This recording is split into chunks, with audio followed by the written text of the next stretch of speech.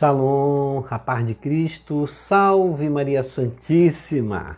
Iniciemos nossa celebração litúrgica da palavra em nome do Pai, do Filho e do Espírito Santo. Amém. Tende piedade de mim, Senhor, pois me atormentam. Todos os dias me oprimem os opressores. Conferi Salmo 55, versículo 2.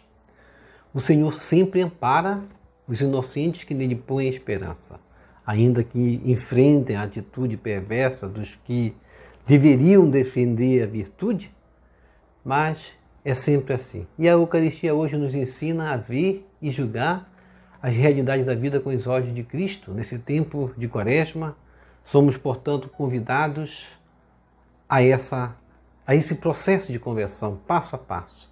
E a campanha da fraternidade nos propõe o tema Fraternidade e Educação, que deve justamente nos direcionar nesse sentido do amor ao próximo, com o lema Fala com sabedoria, ensina com amor, Provérbios 31, versículo 26, para que nós vivamos esse compromisso de tempo de graça e de reconciliação que Deus quer e requer de nós todos os dias. Portanto, vamos iniciar fazendo o nosso ato de amor a Deus. Confiando no amor de Deus, nós vamos corresponder a esse amor. E corresponder ao amor divino é declarar esse amor como nós declaramos aqui, mas principalmente vivenciar esse amor amando Deus na pessoa do nosso irmão. Eu vos amo, meu Deus, de todo o meu coração e sobre todas as coisas, porque sois infinitamente bom e amável, e antes quero perder tudo do que vos ofender. Por amor de vós, amo ao meu próximo como a mim mesmo. Amém.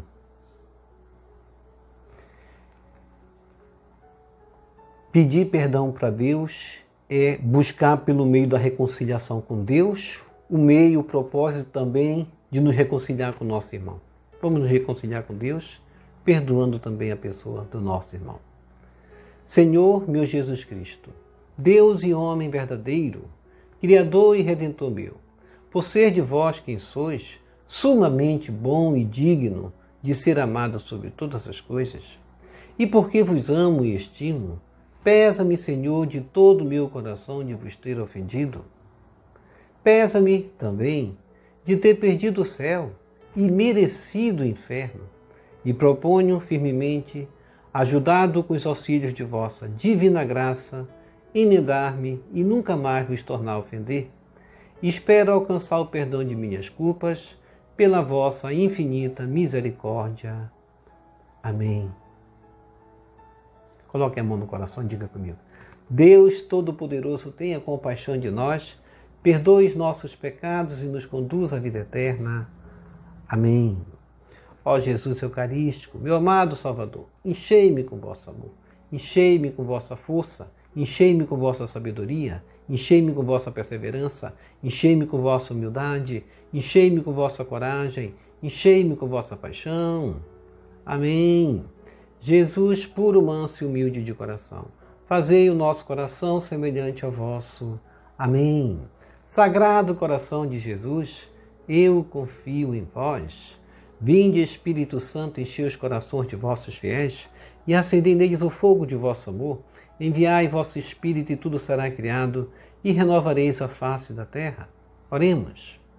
Ó Deus, que instruíste os corações de vossos fiéis com a luz do Espírito Santo, fazei que apreciemos retamente todas as coisas segundo o mesmo Espírito e gozemos sempre de sua consolação, por Jesus Cristo, Senhor nosso. Amém. Glória ao Pai, ao Filho e ao Espírito Santo, como era no princípio, agora e sempre. Amém. Primeira leitura. Leitura da profecia de Daniel, capítulo 13, versículos de 1 a 9, 15 a 17, 19 a 30, 33 a 62. Naqueles dias, na Babilônia vivia um homem chamado Joaquim. Estava casado com uma mulher chamada Susana, filha de Elcias, que era muito bonita e temente a Deus. Também os pais dela eram pessoas justas e tinham educado a filha de acordo com a lei de Moisés. Joaquim era muito rico e possuía um pomar junto à sua casa. Muitos judeus costumavam visitá-lo, pois era o mais respeitado de todos. Ora, naquele ano tinham sido nomeados juízes 2 anciãos do povo, a respeito dos quais o Senhor havia dito: da Babilônia brotou a maldade de anciãos juízes que passavam por condutores do povo. Eles frequentavam a casa de Joaquim e todos os que tinham alguma questão se dirigiam a eles. Ora, pelo meio-dia, quando o povo se dispersava, Susana costumava entrar e passear no pomar de seu marido. Os 2 anciãos viam-na todos os dias entrar e passear e acabaram por se apaixonar por ela. Ficaram desnorteados, a ponto de desviar os olhos para não olharem para o céu, e se esqueceram dos seus justos julgamentos. Assim, enquanto os 2 estavam à espera de uma ocasião favorável, certo dia, Susana entrou no pomar, como de costume, acompanhada apenas por 2 empregadas, e sentiu vontade de tomar banho por causa do calor.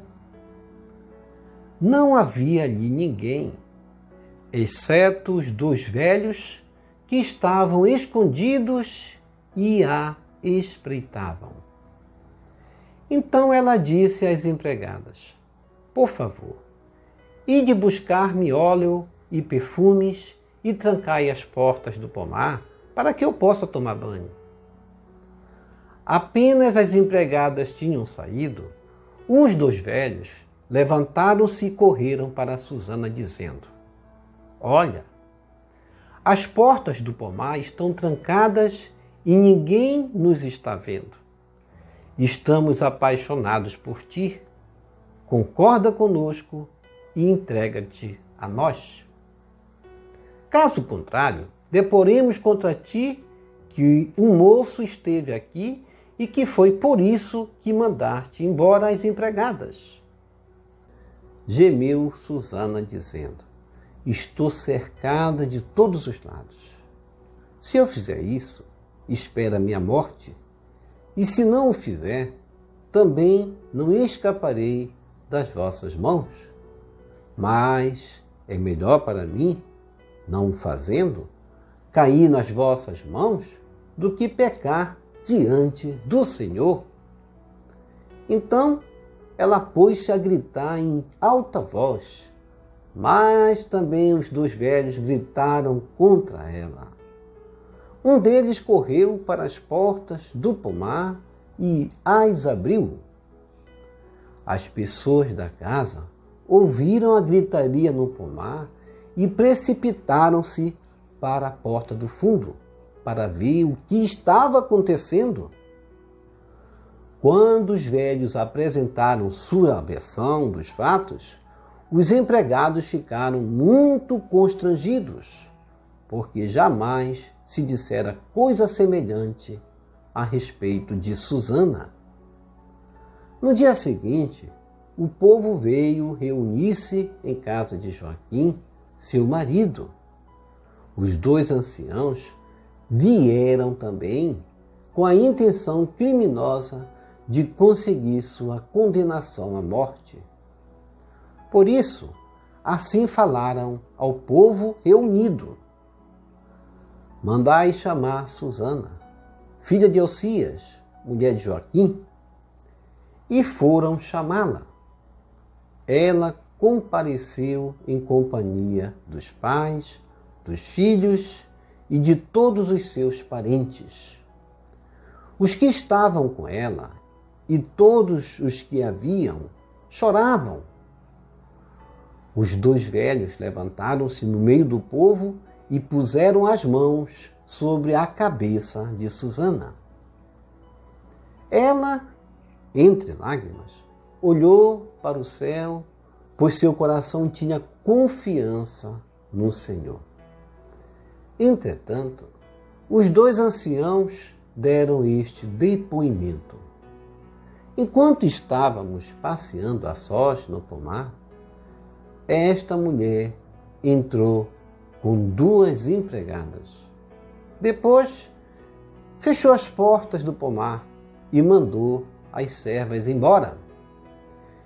Então, veio ter com ela um moço que estava escondido e com ela se deitou. Nós, que estávamos num canto do pomar, vimos essa infâmia. Corremos para eles e os surpreendemos juntos. Quanto ao jovem, não conseguimos agarrá-lo, porque era mais forte do que nós, e abrindo as portas, fugiu. A ela, porém, agarramos e perguntamos quem era aquele moço. Ela, porém, não quis dizer. Disso nós somos testemunhas. A Assembleia acreditou neles, pois eram anciãos do povo e juízes, e condenaram Susana à morte. Susana, porém, chorando, disse em voz alta: ó Deus eterno, que conheces as coisas escondidas e sabes tudo de antemão, antes que aconteça. Tu sabes que é falso o testemunho que levantaram contra mim. Estou condenada a morrer, quando nada fiz do que estes maldosamente inventaram a meu respeito. O Senhor escutou sua voz. Enquanto a levavam para a execução, Deus excitou o Santo Espírito de um adolescente de nome Daniel. E ele clamou em alta voz: sou inocente do sangue dessa mulher. Todo o povo, então, voltou-se para ele e perguntou: que palavra é essa que acabas de dizer? De pé, no meio deles, Daniel respondeu: sois tão insensatos, filhos de Israel? Sem julgamento e sem conhecimento da causa verdadeira, vós condenais uma filha de Israel? Voltai a repetir o julgamento, pois é falso o testemunho que levantaram contra ela. Todo o povo voltou apressadamente. E outros anciãos disseram ao jovem: senta-te no meio de nós e dá-nos o teu parecer, pois Deus te deu a honra da velhice. Falou então Daniel: mantende os dois separados, longe um do outro, e eu os julgarei. Tendo sido separados, Daniel chamou um deles e lhe disse: velho encarquilhado no mal, agora aparecem os pecados que estavas habituado a praticar. Fazias julgamentos injustos, condenando inocentes e absolvendo culpados, quando o Senhor ordena. Tu não farás morrer o inocente e o justo. Pois bem, se é que viste, dize-me à sombra de que árvore os viste abraçados? Ele respondeu: à sombra de uma aroeira. Daniel replicou: mentiste com perfeição contra a tua própria cabeça. Por isso, o anjo de Deus, tendo recebido já a sentença divina, vai rachar-te pelo meio. Mandando sair este, ordenou que trouxessem o outro, raça de Canaã e não de Judá. A beleza fascinou-te e a paixão perverteu o teu coração. Era assim que procedias com as filhas de Israel, e elas, por medo, sujeitavam-se a vós. Mas uma filha de Judá não se submeteu a essa iniquidade? Agora, pois, dize-me debaixo de que árvore os surpreendeste juntos? Ele respondeu: debaixo de uma azinheira. Daniel retrucou: tu também mentiste com perfeição contra a tua própria cabeça. Por isso o anjo de Deus já está à espera, com a espada na mão, para cortar-te ao meio e para te exterminar. Toda a assistência pôs-se a gritar com força, bendizendo a Deus, que salva os que nele esperam.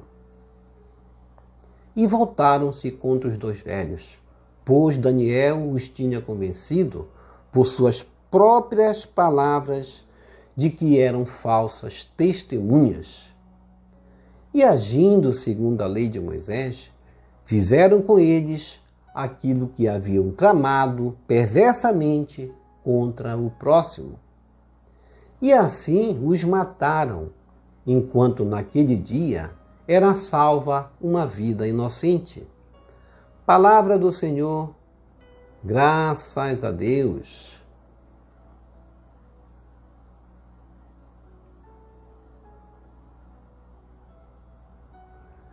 Salmo responsorial, Salmo 22. Mesmo que eu passe pelo vale tenebroso, nenhum mal eu temerei, estás comigo. És comigo. Mesmo que eu passe pelo vale tenebroso, nenhum mal eu temerei, estás comigo. O Senhor é o pastor que me conduz, não me falta coisa alguma. Pelos prados e campinas verdejantes, ele me leva a descansar. Para as águas repousantes, me encaminha e restaura as minhas forças. Reze comigo. Mesmo que eu passe pelo vale tenebroso, nenhum mal eu temerei, estás comigo. Ele me guia no caminho mais seguro, pela honra do seu nome. Mesmo que eu passe pelo vale tenebroso, nenhum mal eu temerei. Estás comigo com bastão e com cajado. Eles me dão a segurança. Reze comigo. Mesmo que eu passe pelo vale tenebroso, nenhum mal eu temerei. Estás comigo. Preparais à minha frente uma mesa, bem à vista do inimigo. Com óleo vós ungis minha cabeça, e o meu cálice transborda. Reze comigo. Mesmo que eu passe pelo vale tenebroso, nenhum mal eu temerei, estás comigo. Felicidade e todo bem hão de seguir-me por toda a minha vida. E na casa do Senhor habitarei pelos tempos infinitos. Reze comigo. Mesmo que eu passe pelo vale tenebroso, nenhum mal eu temerei, estás comigo.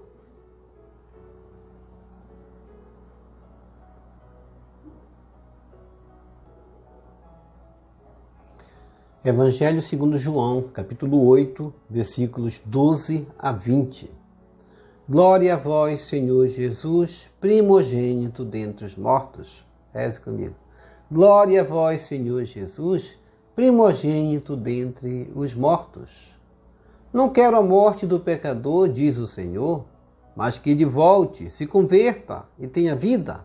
Ezequiel 33, versículo 11. Proclamação do Evangelho de Jesus Cristo segundo João.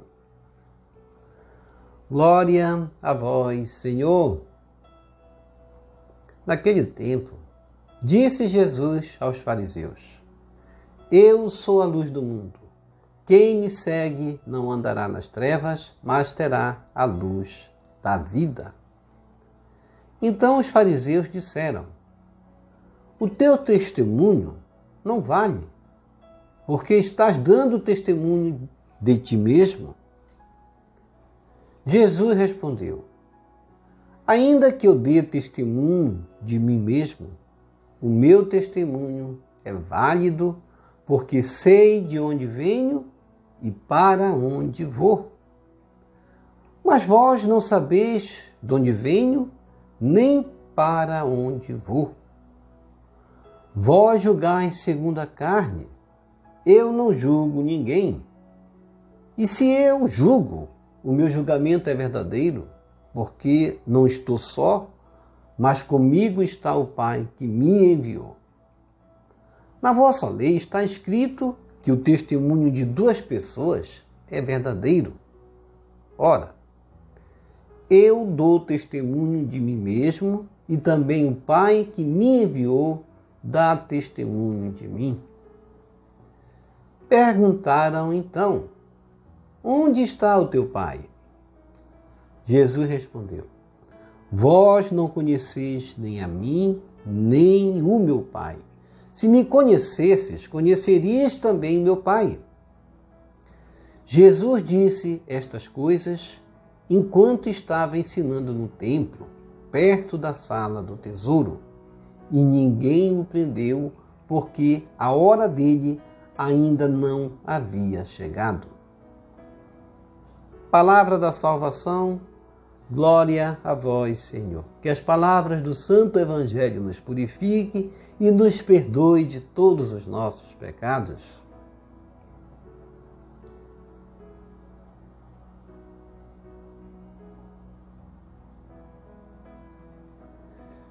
Reflexão, estamos entrando na 5ª semana da Quaresma hoje e a Eucaristia vem nos ensinar justamente a ver, julgar as realidades da vida com os olhos da luz de Cristo, justamente como nos ensina a primeira leitura da profecia de Daniel, capítulo 13, pulando aí até o versículo 62, a gente vai ver que o Senhor sempre ampara os inocentes, que nele põe a esperança, ainda que enfrentem a atitude perversa dos que deveriam defender a lei, defender a virtude, como na Babilônia, que conta a história, vivia um homem chamado Joaquim, e estava casado com uma mulher chamada Susana, filha de Elcias, e que diz a palavra de Deus, que era muito bonita e temente a Deus.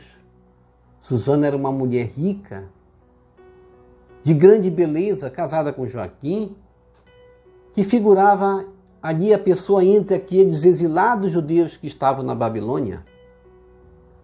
Entre os frequentadores da casa de Susana havia 2 velhos que justamente tinham sido nomeados para quê? Para serem juízes, exemplos.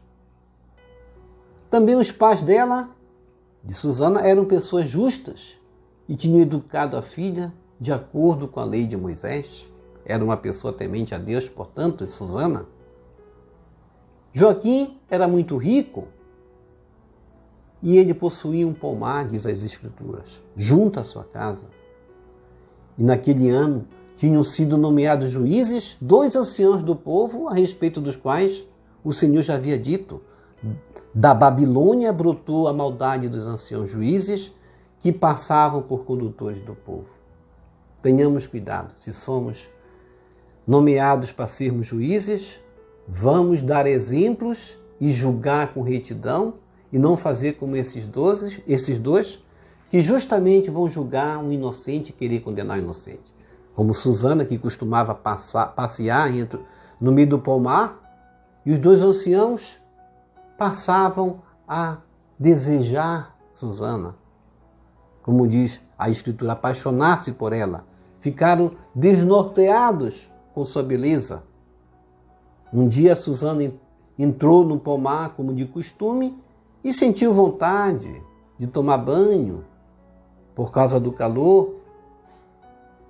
E não havia ali ninguém, exceto os 2 velhos que estavam escondidos a espreitar Susana. E Susana foi tomar banho. Diz as Escrituras. Apenas as empregadas tinham saído, os 2 velhos levantaram-se e correram para Susana para forçá-la a entregar-se a eles. E Susana vai orar a Deus no seu interior, dizendo: estou cercada de todos os lados, Se eu fizer isso, espera a minha morte. E se não o fizer também, não escaparei das vossas mãos. Mas é melhor para mim, ela, como uma mulher virtuosa, vai dizer, é melhor para mim não fazer do que cair nas vossas mãos e pecar diante do Senhor. Então ela pôs-se a gritar em alta voz, mas também os dois velhos gritaram contra ela. Um deles correu para as portas, diz a palavra, abriu as portas, e os velhos apresentaram então ali a sua versão dos fatos, e os empregados vão ficar constrangidos, porque eles sabiam que Susana era uma mulher respeitada, de respeito. E no dia seguinte o povo então vai reunir-se para o julgamento, lá na casa de Joaquim, seu marido. Que constrangimento ali, porque os dois anciões vieram também com a intenção criminosa de conseguir sua condenação à morte. E assim vão falar o povo reunido, e ali estavam os parentes de Susana também, seus pais, os dois filhos, e os seus parentes estavam lá. Que constrangimento para Susana. Os que estavam com ela e todos os que a viam choravam. Os dois velhos então levantaram-se, sem piedade, puseram as mãos sobre a cabeça de Susana, e ela, ali, mulher virtuosa de Deus, não temeu. Entre lágrimas olhou para o céu e seu coração tinha confiança no Senhor. Devemos nos perguntar nós mesmos, temos essa confiança, como a confiança de Susana, que embora muitas vezes sendo julgada, como ela foi julgada, de forma desonesta, confiou em Deus até o último instante, mesmo depois de sua sentença? Os anciões então deram seu depoimento, acusando-a de ter cometido adultério com um moço que estava escondido, segundo a versão deles, e com ela se deitou. E assim eles vão dizer, nós que estávamos escondidos no pomar vimos essa infâmia, corremos para eles e os surpreendemos juntos. E devemos, refletindo nessa situação de falsos juízes que se levantaram no tempo de Daniel, até nos lamentarmos de tantos falsos juízes que nos nossos tempos atuais também se levantam. E não deveria ser assim, não é verdade? Ganham tão bem e muitas vezes se enveredam por esses caminhos também de falsos juízes, como esses dois anciãos. Lamentável o que ocorreu no tempo de Daniel, lamentável também o que ocorre nos nossos tempos hoje também. E Susana, chorando, vai falar em alta voz a Deus. Ó Deus eterno, que conhece as coisas escondidas e sabes tudo de antemão, antes que aconteça. Tu sabes que é falso o testemunho que levantaram contra mim. Estou condenada a morrer, quando nada fiz do que estes, que eram juízes, maldosamente inventaram a meu respeito. O Senhor escutou a voz de Susana. Deus escuta a voz do justo. Deus compadeceu-se de Susana. Deus não deixou a injustiça predominar. Por isso vai levantar ali um jovem chamado Daniel. A gente sabe que o livro de Daniel foi escrito por volta de 530 a.C., enquanto Daniel vivia no exílio da Babilônia. Daniel era um adolescente quando foi levado para a Babilônia. Esse jovem Daniel, adolescente, vai clamar em alta voz, defendendo uma inocente, ao dizer, sou inocente do sangue dessa mulher. Todo o povo, então, voltou-se para ele e perguntou, que palavra é essa que acaba de dizer?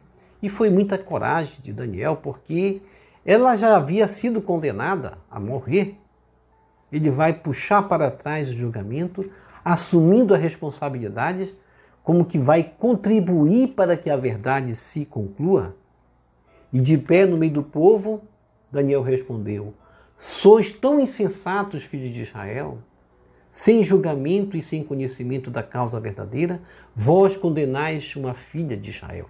E nós falamos aqui dos magistrados, mas também no aspecto também de nós mesmos, de termos cuidado para não nos comportarmos como falsos juízes, muitas vezes fazendo um prejuízo das pessoas, condenando as pessoas antes de conhecer os fatos. Isso também nos torna como esses falsos juízes, quando nós, sem saber dos fatos, aumentamos os fatos, espalhamos os fatos, julgamos as pessoas, condenamos as pessoas sem escutar a causa da pessoa. Por isso, Daniel vai aqui dizer: voltai a repetir o julgamento, pois é falso testemunho que levantaram contra ela. Então, repetir o julgamento. E Daniel vai justamente pedir que os dois se separem. Mantende os dois separados longe um do outro. E tendo sido separados, Daniel constatou que constatou a contradição. Um disse que o ocorrido se dera debaixo de uma árvore chamada aroeira, e o outro, separado, disse que foi debaixo de uma azinheira. E é muito diferente dessas duas árvores. Não podia ser confundido. A azinheira é uma árvore que tem as folhas desbotadas, mais fechada. Ela não produz pimenteira, ela não produz pimenta, frutos vermelhos. E justamente a aroeira já é assim. Ela produz frutos vermelhos que vêm ser depois chamados de pimentas. Segundo Aristóteles, o princípio da não contradição é a segunda das três leis clássicas do pensamento. Em sua formulação mais simples, determina que duas afirmações contraditórias não podem ser verdadeiras ao mesmo tempo, sob o mesmo aspecto, e foi por aí que se deu o julgamento. Pelo contraditório não pode se dizer verdadeiro um testemunho. Sob o mesmo tempo e aspecto, tais afirmações devem ser excludentes, não devem ser levadas a julgamento.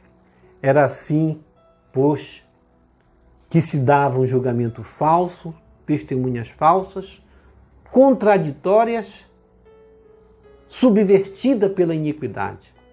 E toda assistência pôs-se a gritar com força, bendizendo a Deus, porque ocorrera a justiça naquele momento, que salvara a vida de uma inocente.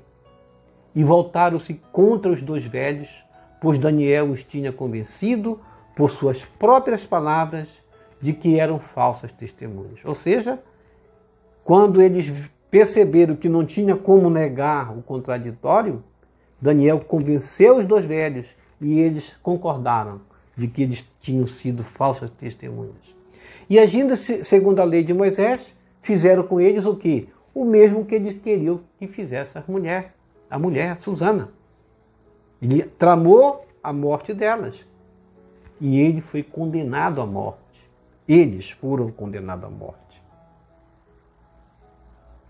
E uma vida inocente fora salva. E nós cantamos no Salmo 22, mesmo que eu passe pelo vale tenebroso, nenhum mal eu temerei, estás comigo. E devemos, até numa sociedade injusta como hoje, quantas vidas inocentes são mortas? Quantos pré-julgamentos de pessoas que tomam lugar de juiz e querem determinar, tirar a vida do outro, matar, calar a voz do outro, porque o outro me ameaça quando fala, me denuncia as minhas más atitudes, agora vou tirar a vida dessa pessoa. Quantas e quantas pessoas agem dessa forma, como esses falsos juízes, que querem tirar e calar a voz do inocente? E quantos Daniels serão necessários no tempo de hoje para defender os inocentes, se colocar do lado daqueles que são injustiçados? E devemos nos perguntarmos a nós mesmos, e eu tenho me colocado do lado daqueles que estão sendo justamente apedrejados sem justa causa? O Senhor é o pastor que me conduz. Não me falta coisa alguma. Susana confiou no Senhor e o Senhor a conduziu. E é assim que Deus faz. Ele não deixará nós passarmos pelo vale tenebroso sem que Ele nos ajude. Ele nos prepara uma mesa bem à vista dos nossos inimigos. Como diz o Salmo, o nosso cálice transborda à vista dos nossos inimigos.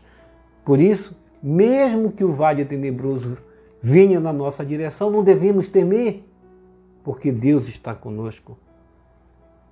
Se as dificuldades estão aí na nossa frente, se passamos por situações como de Susana, devemos lembrar que estamos nos tempos mais difíceis do que no tempo de Daniel. É o tempo onde o mal quer prevalecer. Mas devemos lembrar, mesmo que eu passe pelo vale tenebroso, nenhum mal temerei, porque Deus está comigo. E no Evangelho de João, capítulo 8, versículo 12 a 20, Jesus dirá aos fariseus: eu sou a luz do mundo. Quem me segue não andará nas trevas, mas terá a luz da vida. Ou seja, Jesus Cristo está dizendo, quem me segue não andará nas trevas. E não andar nas trevas é se opor-se ao mundo, ou seja, não praticar o que o mundo pratica. Se eu digo estou com Jesus e pratico as obras das trevas, eu sou um mentiroso. Então, os fariseus disseram, o teu testemunho não vale, porque estás dando testemunho de ti mesmo. Se Jesus Cristo dissera, eu sou a luz do mundo, ele mostrava isso por suas atitudes. As obras de Jesus, era o suficiente, era a maior testemunha que eles tinham que enxergar. Pelas obras conhecereis a árvore, pelos frutos conhecereis a árvore. E Jesus estava demonstrando ali frutos de luz, e eles não enxergaram a luz em Jesus, que provinha de Deus. Se preocuparam mais com a lei e buscaram perseguir Jesus com a intenção de levá-lo à morte, como esses falsos juízes da primeira leitura, que assim também procederam contra Susana. E Jesus vai dizer, ainda que eu dê testemunho de mim mesmo, o meu testemunho é válido, porque sei de onde venho e para onde vou. Na leitura anterior, Jesus Cristo dissera quais eram as testemunhas dele. O Pai, que dissera até no momento do batismo, este é meu filho amado, escutai-o. No momento da transfiguração, este é meu filho amado, no qual eu coloco toda a minha afeição, escutai-o. E eles estavam julgando segundo a carne. O julgamento segundo a carne é um julgamento injusto, como os dois anciãos queriam julgar segundo a carne aquela mulher, com a intenção de colocar culpa nela, de um mal que ela não fizera. Assim os fariseus, neste momento, estavam fazendo um pré-julgamento de Jesus, tentando justamente distorcer a palavra. E Jesus Cristo disse, na vossa lei está escrito que o testemunho de duas pessoas é verdadeiro. Ora, eu dou testemunho de mim mesmo e também o Pai que me enviou. João Batista também, Jesus dissera em outro momento, era outro testemunho. Eles acreditaram em João Batista. Por que não acreditaram no testemunho que João Batista dava a respeito de Jesus? Também Jesus Cristo dissera as próprias Escrituras, a lei de Moisés, o que Moisés escreveu. Mas ele estava ainda a perguntar, onde está o teu Pai? Vós não conheceis a mim, nem o meu Pai, Jesus disse. Se me conhecesses, conhecerias também meu Pai. Ou seja, se eles não reconhecem pelas obras de Jesus a presença de Deus, eles não vão reconhecer a Deus também. Os fariseus, nas suas maldades, não enxergam a plenitude da vida, a manifestação da vida em Cristo Jesus. A cegueira dos fariseus vai assim privá-los de enxergar, de ver, de ter a luz. E é assim que as pessoas se privam da graça. É justamente se fechando nos seus conhecimentos, nas razões, e não olhando aos olhos da fé. Quantos se afastam da verdadeira doutrina porque preferiram seguir a razão do que a fé. E Jesus vai dizer estas coisas, como diz o Evangelho, enquanto ensinava no templo, perto da sala do tesouro, e ninguém o prendeu, porque a hora dele ainda não havia chegado. Nesses tempos, onde justamente as injustiças tentam justamente se sobrepor à justiça, como no caso o que quiseram ocorrer na primeira leitura dos dois anciãos em relação a Susana, em relação a Jesus Cristo também, os fariseus que tentavam e conseguiram levar Jesus até a morte também. Esse tempo favorável para a conversão, somos convidados a andar nessa direção da luz que é Jesus. A luz que é Jesus é a justiça. A luz que é Jesus é o amor. A luz que é Jesus é a partilha, é a solidariedade, é a verdade, é o verdadeiro julgamento do qual nós esperamos em Deus, como Susana. E eu tenho um olhar capaz de enxergar, além do olhar humano, as pessoas? Ou sou mais um a me precipitar a julgar e condenar as pessoas? Ou sou mais um desses a ver com os olhos da maldade aquilo que arquiteta o coração maldoso contra a vida e a dignidade do próximo? Que Jesus nos ilumine a partilhar, a ter a verdade, andar na verdade, fazer o bem. Isso é enxergar Jesus, que é a luz. Dizer, eu enxergo Jesus, eu tenho luz. E praticar as obras das trevas, injustiça, maldade. Fazer o mal para os outros é mentir, é dizer que está na luz quando caminha nas trevas. E eu ando na luz ou sou mais um desses a me dizer que sou guiado na luz e a praticar as obras das trevas? Ó Jesus, Divino Mestre, revela-te como luz do mundo. Contudo, os fariseus não conseguem te enxergar como a luz provindo de Deus. Se preocuparam mais com a lei e as tradições. Por isso buscavam te perseguir. Ajuda-nos, Jesus, a superar as trevas do preconceito, da injustiça, que muitas vezes norteia o nosso caminhar. A luz é o amor, é o perdão. Ajuda-nos a enxergar a tua luz e vivenciar em nossos corações. Amém. Vamos receber Jesus presente na Eucaristia de forma espiritual, rezando a oração Hóstia Celestial. Ó Hóstia Celestial, enche o meu corpo com o alimento de que necessito. Preenche minha alma com a presença divina de Jesus Cristo. Dai-me a graça de cumprir a santa vontade de Deus. Enche-me com a paz e a calma que vem da vossa santa presença. Nunca me deixe duvidar da vossa presença na Eucaristia. Ajude-me a aceitá-lo em corpo e alma. E que pela santa Eucaristia as graças derramadas sobre mim, ajude-me a proclamar a glória de nosso Senhor Jesus Cristo. Purifica meu coração quando eu receber o grande dom da Sagrada Eucaristia, que a minha alma se abra e se santifique. Concede-me as graças e favores que concedes para todos os filhos de Deus e concede-me a imunidade do fogo do purgatório. Amém. Amém e amém.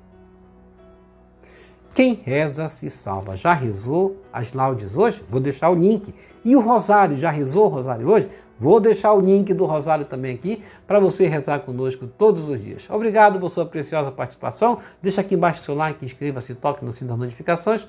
Compartilhe esse vídeo com as suas redes sociais, com seus queridos, com seus amigos. Deixe os seus comentários para nós rezar por você, pela sua santificação e pela sua conversão. E que o Senhor nos abençoe todos. Shalom! A paz de Cristo, salve Maria Santíssima. Jesus misericordioso, eu confio em vós, Salve, lírio branco da Santíssima Trindade, rosa brilhante que embeleza o céu. Salve, Santa Mãe de Deus.